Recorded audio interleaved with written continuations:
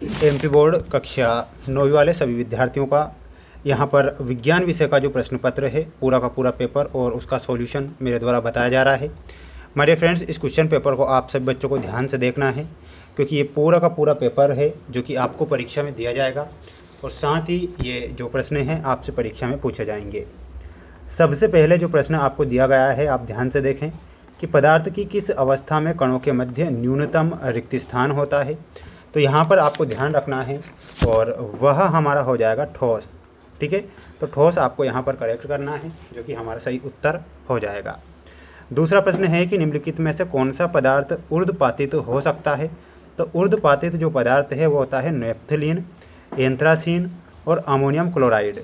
यानी कि इसमें आपको ऑप्शन नंबर डी जो दिया गया है वो सही और सटीक आंसर के रूप में लिखना रहेगा। अगला प्रश्न आएगा परीक्षा में कि आवोगैद्रो स्थिरांक में परमाणु की संख्या कितनी होती है। तो 6.022 मल्टीप्लाई 10⁻23 जो होती है एवोगैद्रो स्थिरांक में परमाणु की संख्या होती है।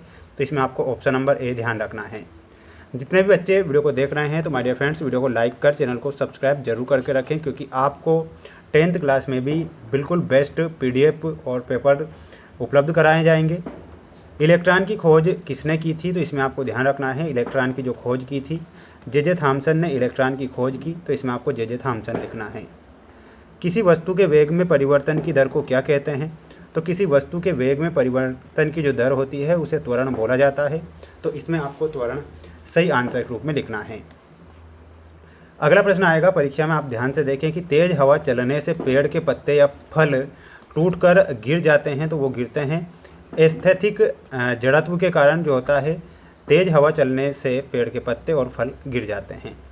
किसी वस्तु का द्रव्यमान पृथ्वी पर 12 किलोग्राम है तो चंद्रमा पर इसका जो द्रव्यमान होगा वो कितना होगा। तो प्यारे विद्यार्थियों, द्रव्यमान सेम रहेगा, 12 किलोग्राम ही इसका द्रव्यमान रहेगा। एक m द्रव्यमान की वस्तु v वेग से गतिशील है तो इसकी गतिज ऊर्जा क्या होगी। तो गतिज ऊर्जा हो जाएगी 1/2 mv²। ठीक है, तो ये आप ध्यान रखेंगे।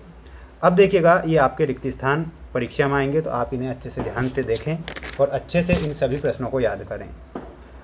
ठोस कार्बन डाइऑक्साइड को नाम से जाना जाता है। तो ठोस कार्बन डाइऑक्साइड जो है उसे शुष्क बर्फ के नाम से जाना जाता है। इसमें आपको लिखना है शुष्क बर्फ। टिंडल प्रभाव विलियन द्वारा प्रदर्शित गुण है। तो ये कोलाइड विलियन द्वारा प्रदर्शित गुण होगा। तो इसमें आपको लिखना है कोलाइड। कोलाइड सही है। एल्यूमिनियम क्लोराइड का जो सूत्र होता है वो क्या होता है AlCl3। कोशिका का मस्तिष्क को कहा जाता है। तो कोशिका का जो मस्तिष्क है केंद्रक को कहा जाता है। तो इसमें आपको केंद्रक ध्यान रखना है। हमारे शरीर में गति के लिए ऊतक उत्तरदायी है। तो कौन सा ऊतक उत्तरदायी होता है। गति के लिए पेशीय ऊतक जो होता है वो उत्तरदायी होता है। प्रति इकाई समय में हुआ जो विस्थापन होता है उसे हम क्या कहते हैं, उसे वेग बोला जाता है। किसी वस्तु का जो द्रव्यमान होता है जड़त्व की माप होता है। तो उसके जड़त्व की माप होता है। तो यहाँ पर आपको द्रव्यमान लिखना है। तो स्क्रीनशॉट ले लें जल्दी से।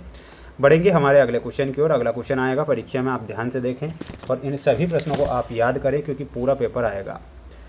अत्यधिक संपीड़ीय क्या होता है। तो गैस होती है। ब्रोमीन में अधातु तत्व होता है। कैल्शियम और आर्गन में हमारा सही आंसर हो जाएगा समभारिक। लाइसोसोम को आत्मघाती की थैली कहते हैं। फ्लोएम भोज्य पदार्थों का संवहन करता है। स्थितिज ऊर्जा में आपको मिलाना रहेगा सभी बच्चों को और वो हो जाएगा mgh। गिरती हुई वस्तु का प्रारंभिक वेग 0 होता है। वहीं माइक्रोफोन में आपको मिलाना है श्रवण सहायक युक्ति। तो ऑप्शन नंबर जी से मिलाना है। ठीक है, तो ये आपकी जोड़ी यहाँ कंप्लीट हो चुकी है। तो आप सभी बच्चे इस जोड़ी को याद करेंगे और एक भी जोड़ी को छोड़कर नहीं आएंगे क्योंकि पेपर में आपको बता रहा हूँ पूरा का पूरा। ये देखिएगा अगला क्वेश्चन आएगा परीक्षा में कि दाब का मात्रक क्या है। तो दाब का मात्रक क्या होता है इसमें आपको ध्यान रखना है पास्कल दाब का मात्रक होता है, पास्कल।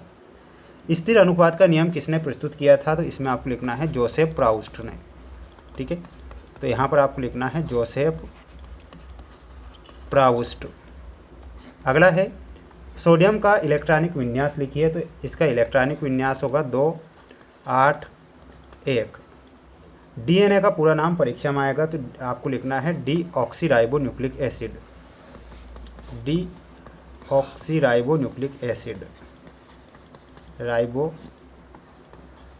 न्यूक्लिक एसिड आपको लिखना है, न्यूक्लिक एसिड। अगला प्रश्न आएगा, वे ऊतक जो निरंतर विभाजित होते रहते हैं उन्हें हम क्या कहते हैं? तो उन्हें विभाज्योतक बोला जाता है। तो यहाँ पर आपको लिखना है विभाज्योतक। अगला प्रश्न है, किसी वस्तु की गतिज ऊर्जा के लिए व्यंजक का सूत्र लिखना है। तो इसमें आपको लिखना है प्यारे विद्यार्थियों, E के बराबर 1/2 mv²। दो मसाले वाली फसलों के नाम लिखना है। तो इसमें आपको लिखना है मिर्च और एक हो जाएगा आपका धनिया। ठीक है, तो ये दोनों ही आपको ध्यान रखना है, स्क्रीनशॉट ले लें। सभी बच्चों को वीडियो को लाइक करके चैनल को सब्सक्राइब जरूर करना है। इसके बाद देखिएगा, ये आपकी परीक्षा में 2 नंबर वाले क्वेश्चन आएंगे। गुप्त ऊष्मा की परिभाषा यहाँ पर है, आसवन की परिभाषा का स्क्रीनशॉट ले लेना है। और इसके बाद में आपको क्रिस्टलीकरण विधि के 2 अनुप्रयोग, प्रोटॉन के 2 गुण आपको याद करके जाना है सभी बच्चों को। ये देख सकते हैं, इन्हें आप रिवीजन के तौर पर जल्दी से याद कर लीजिएगा इन क्वेश्चन को। ठीक है, और जितने भी विद्यार्थी वीडियो को देख रहे हैं तो सभी बच्चे चैनल को सब्सक्राइब जरूर करें। और इसके बाद देखिएगा, ये आपका अगला सेट पेपर होगा जो कि मैं आपको नेक्स्ट वीडियो में बताऊंगा।